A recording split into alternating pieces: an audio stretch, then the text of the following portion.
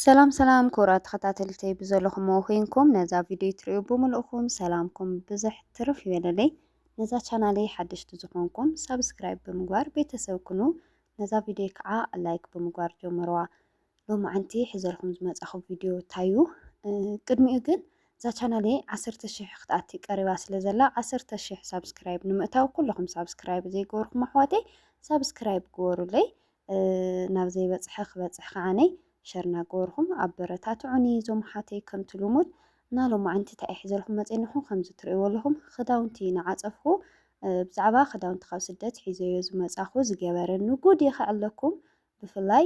ንደቂ ኣንስትዮ ኣሕዋተይ ኣብ ኣዕራብ ሃገራት ትነብራ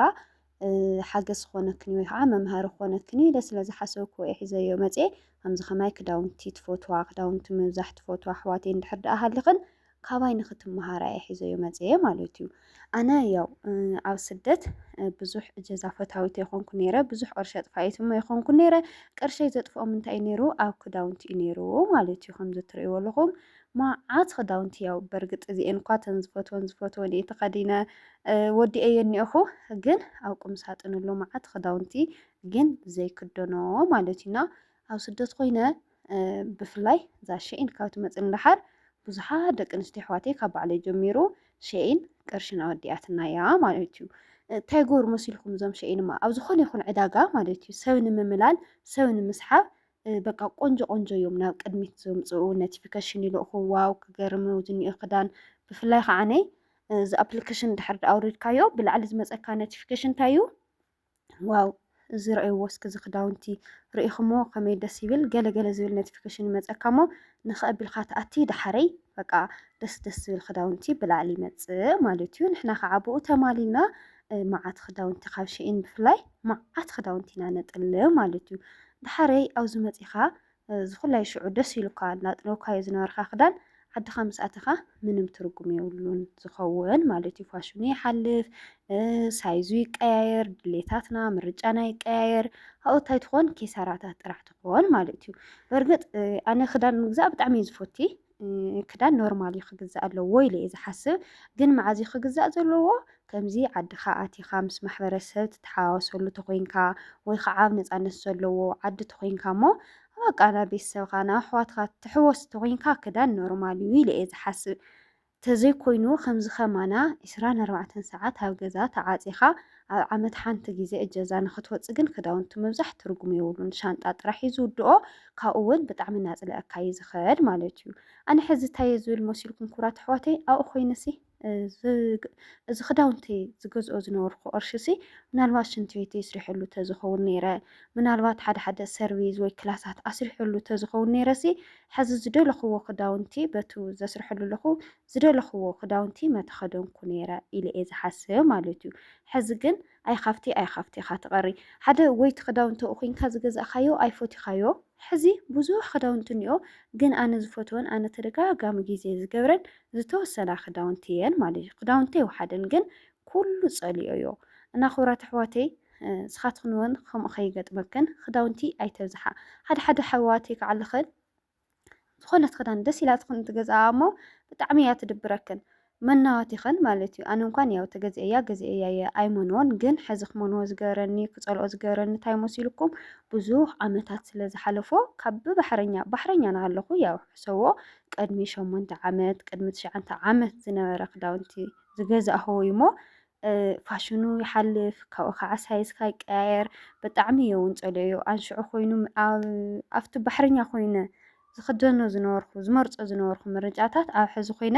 ብጣዕሚ እየ ፀሊኦ እኒኹ ማለት እዩ። ብጣዕሚ እየ ፀሊኦ ነቲ ተኸዲነዮ እኒኹ ክዳውንቲ ንባዕሉ ኣብ ስደት ኮይነ ዝመርፆ ዝነበርኩ ታይት በተለይ ብጣዕሚ እየ ዝፈቱ ነይረና ና ታይት መዓት ክነግረኩም ኣይክእልን መዓት ታይት እዩ ዘለኒ ግን ኣብዚ ከዓነ ብጣዕሚ እዩ ዘፅልአካ ማለት እዩ። በርግጥ ኣብ ገዛኻ ኮምፎርት ይበካ እንድዩ ግን ከዓ በዝሒ ታይትስ ምንም ትርጉም የብሉን ልክዕ ከምዚ ታይት ከዓ ካልእ ብዙሓት ነገራት ምናልባት ምርጫኹም ክኸውን ይኽእል እዩ ኣብዚ ምስ መፃኹም ከዓ ፀልእዎ ትኽእሉ ኢኹም እና ኣሕዋተይ ማዕረይ ክዳውንቲ ኣይተውዝሑ ቅድሚ ክዳውንቲ ምብዛሕክን እቲ ዘውፅአክን ዕላማ ገዛ ክንድዩ መናገዲ ክንድዩ ትቕርሺ ትሕዛ ሞ ዋላቱ ክዳውንቲ ክትገዝኡ ዝሓሰብክዎ ቅርሽማ እንታይ ዳኹም ትገብርኡ ኣብ ባንክ ተቐምጡ 100,000 በቃ ንክዳውንትኽን ተሚንክን ተቐምጣ ሃፍታ ዝኣተኽናላ ሰዓት ዋላ ብኡ ትገዝኣ ማለት እዩ ተዘይኮይኑ ኣይ ቅርሽኻ ተቐሚጡ ኣይቲ ክዳውንቲ ፎቲኻዮ ዘኒጥካሉ ሕዚ ኣብዚ ንቦንዳ ክትሸጦ ተበልካ እንታይ ድዩ መሲልኩን እቲ ቦንዳ ከዓ ብጣዕሚ ዘናደካ ነገር ሲ ሕዚ ክዳውንቲ ናሽአን ብጣዕሚ ዘናጥ ቆንጆ እዩ ናደገ እዩ ግን ኣብዚ ናብ ቦንዳ ክትሸጦ ተልካ ክንደይ ድዮም ንብሉካ 200 300 400 ይብሉካ ኣየናድድን ክንደይ ኣሽሓት ኢልካ ገዚእካሲ ኣብዚ ግን ቦንዳ ከምኡ ይብሉካ ማለት እዩ ዋላ ቦንዳ ክትሸጦ ተልካስ ትርጉም ዘለዎ ይኮነን እና ኣሕዋተይ ማዕረይ ክዳውንቲ ኣይተውዝሑ ሃባይ ተምሃሩ ኣነ ሕዚ ብዙሕ ክዳውንቲ ቆንጆ ኳሊቲ ዘለዎ በተለይ ጅኑስ ስረታት ናብ ቡቲክ ወሲደ ነይረ ግን ምንም ዝተሸጠ ምርጫ ዝገብሮ ሰብ የለን ማለት እዩ ምክንያቱ ሕዚ መፂኒኦ ካሊእ ዓይነት ፋሽን እዩ ኣንሽዑ ዝገዛእኽዎ ስረታት ከዓ ካሊእ ነይሩ ቀወቶታት ንባዕሉ እንደእታይና ክንገብሮ መዓት ቀወቶ መዓት ቆዊዕ መዓት ካልሲ መዓት ነገራት ኢና ንገዝእና ኣነ ሕዚ ከብሎ ንሃለኹሲ ኣበይነይ ጥራሕ ከዓስ ኣይኮነን ኣብ መብዛሕትአን ደቂ ኣንስትዮ ዘሎ ነገር እዩና እንታይ ክኾን እንታይ ኢና ክንገብሮ ሕዚ ቀወቶ ግደፎ መዓት ቀወቶ እየ ሸይጠ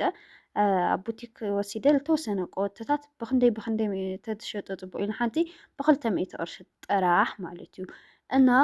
እቲ ገንዘብካ እውን ይሕዘልካ ከይበሃል ፅቡቅ ዘውፅእ ከይኾን ፅቡቅ የውፅን ትርፉ ኪሳራና ጣዕሳ ጥራሕ እዩ ማለት እዩ ብፍላይ ከዓነ ባሕረኛታት ዝኾንክን ኣሕዋተይ ባሕረኛታት ኮይንክን ክዳውንቲ ኣይተብዝሓ ምናልባት እኳ ዓድኽን ክትመፃ ዝሓሰብክን ሰባት እንድሕር ደኣ ሃሊኽን በቃ ከድየ ኣብዚ ዓመት እዚኣ ወይ ከዓ እዛ ወርሒ እዚኣ ተልክን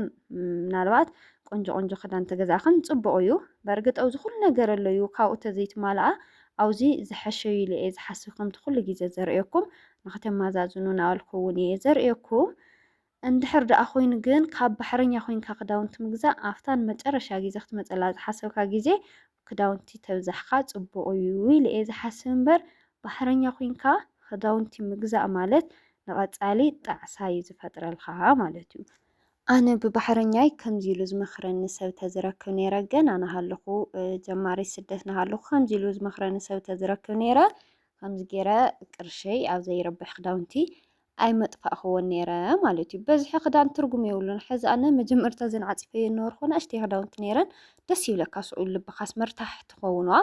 መዓት ክዳን ክበዝሕ ናሃለየ ንባዕሉስ ኣእምሮኻ እውንስ እርካታ ኣይስምዖን ማለት እዩ ዞም ሓተይ ብዝኾነ እንታይ እዩ ክዳውንቲ ኣይተጥልባ ክዳውንቲ ካብ ሸይን ኣብዚሕኽን ኣይተምፅኣ እሞ ፋሽኑ ይሓልፍ እዩ ካብኡ እውን ኣብዚ መፂኻ ምንም ትርጉም የብሉን ኣቕሓ ክቕይሮ የኸይትብል ዘይመጣጠን ኣቕሓ እዮም ዝውኻ ዝንእ ዝበለ ስረሲ ብስሳ ቅርሺ ትሽወጥ መሕፀቢ ኢድ እዮም ዝውኻ ማለት እዩ እና ከይትሽወዳ ዘናሓተይ ክዳውንቲ ኣይተብዝሓ ገንዘብ ክንድሕር ደኣ ሒዝክን ኮንክን ኣብዚ ኮንካ ደስ ዝበለካ ነገር ምግባር ይከኣል እዩ ኣብ ስደት ኮንካ እውን ሲ መዓት ክዳውንቲ ገዚእኻ ምናልባት ገዲፍካዮም ክትመፅእ ትኽእል ኢኻ ኣይፍለጥን ሕጋዊ ክሳዕ ዘይኮንካ ግዜ ገዲፍካዮም እትሓዘሎ ብዙሕ ነገር ክገጥመካ ይኽእልና እንዳለ ክዳውንትካ ገዲፍካዮ ክትመፅእ ትኽእል ኢኻ ማለት እዩ ካብኡ ከዓ እንታይ ድዩ ሰላምካ ከዓ ብጣዕሚ ዝኸለካ ኣብ ስደት ኮንካ ክዳውንቲ እንድሕር ደኣ ኣብዚሕካ ኮንካ መዓት ክዳውንቲ እንድሕር ደኣ ሃልዩካ ኮይኑሲ ከይተሓዝ ክዳውንተይ ኪሳራ ምናምን እናበልካ ኢኻ ትሓስብ ኣነ ሕዚ ሻንጣ ዓብዪ ሻንጣ ሙሉእ ክዳውንቲ ነይሩኒ ዝኾነ ግዜ ሲ በቃ ምናልባት ተተታሒዘ ዘን ክዳውንተይ ሓደራ ከምዚ ተገጢሙኒ ዘን ክዳውንተይ ሓደራ ኢለ በቃ ዕረፍቲ ተወፅየ ቆሊፈ ኣዘጋጀየ ምእንታይ ሰብ ከቐብለኒ ኢለ ገለ እየ ዝገድፎ ነይረ ማለት እዩ ምክንያቱ እርግጠኛ ኮንካ ኣይተቐመጥን ኣብ ስደት ክሳዕ ዘለካ ግዜ ሲ ምንም ክማልኦ እየ ኢልካ ትሓስቦ ነገር የለን ሞባይልካ ንባዕሉ ገዲፍካሉ ትመፅእ ኣጋጣሚታት ኣሎ ማለት እዩ ያው ከም ትፍሉጥ ኣብ መብዛሕትና ሞባይልና ገዲፍና ሞባይልና ይሕድጉና በርግጥ ኣነ እንኳን ብባዕለይ እንድየ መፅየ ግን ኣብ መብዛሕትኡ ዝገጥም እንታይ እዩ ሃንደበት ዘይሓሰብካዮ ምስ ብዙሕ ዕላማታትካ ተመንጢልካ ትመፅእ ማለት እዩ ካብኡ ከዓነይ በቃ ሰላም ኣይበካን ብዓብዩስ ክትተሓዚ ዘይክትተሓዚ ናብ ፈጣሪ ኮይኑ ግን ኣይተተታሒዘ ዘን ክዳውንተይ ዳ ምናምን ኢኻ ትብልና ሰላምኩም እውን ንኽትረኽቡ ሰላምኩም እውን ንኽትረኽባ ክዳውንቲ ኣይተብዝሓ በቃ ኣብቲ ዝመፀኽናሉ ሰዓት ክትዝንጣሉ እንድሕር ደኣ ደሊኽን ትምን ኣቢልኽን ዝተወሰነ ቅርሺ የዘንጠን እዩ ዋላ ተተታሒዘ ዓደይ ከይደ ፏ ይብል ዓደይ ከይደ ክዳውንተይ ገዝእ ኢልክን ገንዘብ ክንተቐመጥክን ጽቡቕ እዩ ይብለክን ዘነሓተይ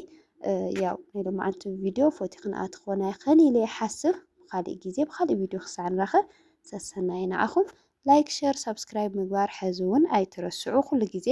ምብርታዕኹም ኣይፈለየኒ ዞማሓተይ ጽባሕ ቀዳም መዓልቲ ዕዳጋ ኢና ቀዳም ወፅየ ታይታይ ክጥይቐልኩም ፀሓፉለይ ንእግረ መንገደይ እንድሕር ደኣ ረኺበ ዕዳጋ ወፅየ ክጥይቐልኩም እየ ሰሰናይ ንዓኹም